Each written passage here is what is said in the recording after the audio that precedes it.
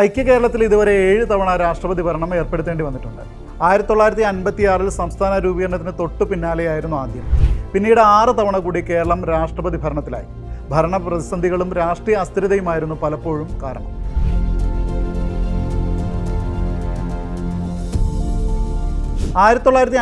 November 1 ഐക്യ കേരളം നിലയിൽ വന്നത്. രൂപീകരണ വേളയിൽ മന്ത്രിസഭയും നിയമസഭയും ഇല്ലാതിരുന്ന ഏക സംസ്ഥാനം കേരളമായിരുന്നു. തിരുക്കൊച്ചി മുഖ്യമന്ത്രിയായിരുന്ന പനമ്പിള്ളി ഗോവിന്ദമേനോൻ 1956 മാർച്ച് 23 സ്ഥാനമൊഴിഞ്ഞിരുന്നു. അന്നു മുതൽ കേരളപ്പിറവിക്ക് തലേന്ന് വരെ തിരുക്കൊച്ചി രാഷ്ട്രപതി ഭരണത്തിന് കീഴിലായിരുന്നു. കേരളം രൂപീകരിച്ചപ്പോൾ രാഷ്ട്രപതി ഭരണം നീട്ടി. ആദ്യ EMS സർക്കാരിൻ്റെ 2ാം വർഷമാണ് കേരളം വീണ്ടും രാഷ്ട്രപതി ഭരണത്തിന് കീഴിലാകുന്നത്. വിമോചന സമര നാളിലാണ് പ്രധാനമന്ത്രി ജവഹർലാൽ നെഹ്റു സർക്കാരിനെ പിരിച്ചുവിട്ട് രാഷ്ട്രപതി ഭരണം ഏർപ്പെടുത്തുന്നത്. EMS സർക്കാരിനോടുള്ള പ്രതിഷേധങ്ങളും പോലീസ് വെടിവെപ്പും ഒക്കെ കണക്കിലെടുത്തായിരുന്നു കേന്ദ്ര തീരുമാനം. 1959 ജൂലൈ 31 മുതൽ 1960 ഫെബ്രുവരി 22 വരെ ഭരണം തുടർന്നു. 1960 തെരഞ്ഞെടുപ്പിൽ കോൺഗ്രസ്, PSP, മുസ്ലിം ലീഗ് സഖ്യം അധികാരത്തിലെത്തി. പട്ടം താണപിള്ളയായിരുന്നു മുഖ്യമന്ത്രി.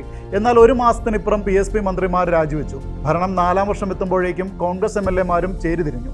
PT ചാക്കോ മന്ത്രിസ്ഥാനം രാജിവെച്ചു. മന്ത്രിസഭയ്ക്കെതിരെ അവിശ്വാസ പ്രമേയവും പാസായി.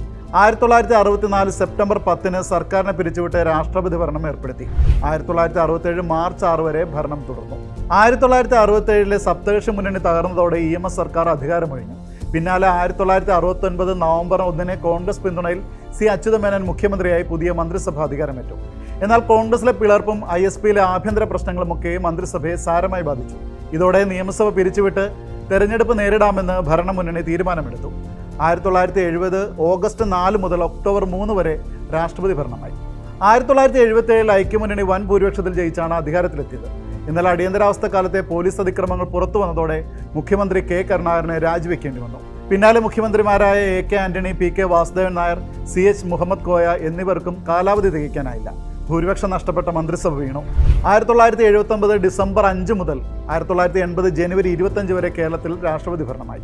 1980 EK നയനാർ മന്ത്രിസഭയ്ക്ക് ഭൂരിപക്ഷം നഷ്ടപ്പെട്ടതോടെയാണ് കേരളത്തിൽ 6ാമതും രാഷ്ട്രപതി ഭരണം ഏർപ്പെടുത്തുന്നത്. ആന്റണി കോൺഗ്രസും മാണിയുടെ കേരള കോൺഗ്രസും പിന്തുണ പിൻവലിച്ചതോടെ ഭൂരിപക്ഷം നഷ്ടപ്പെട്ട് നായനാർ മന്ത്രിസഭ രാജിവെച്ചു.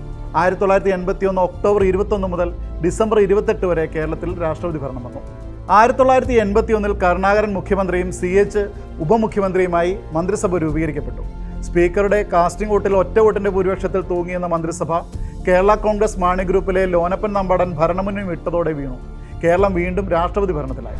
1982 മാർച്ച് 17 മുതൽ മെയ് 23 വരെ അത് തുടർന്നു. അതായിരുന്നു കേരളത്തിലെ അവസാന രാഷ്ട്രപതി ഭരണം.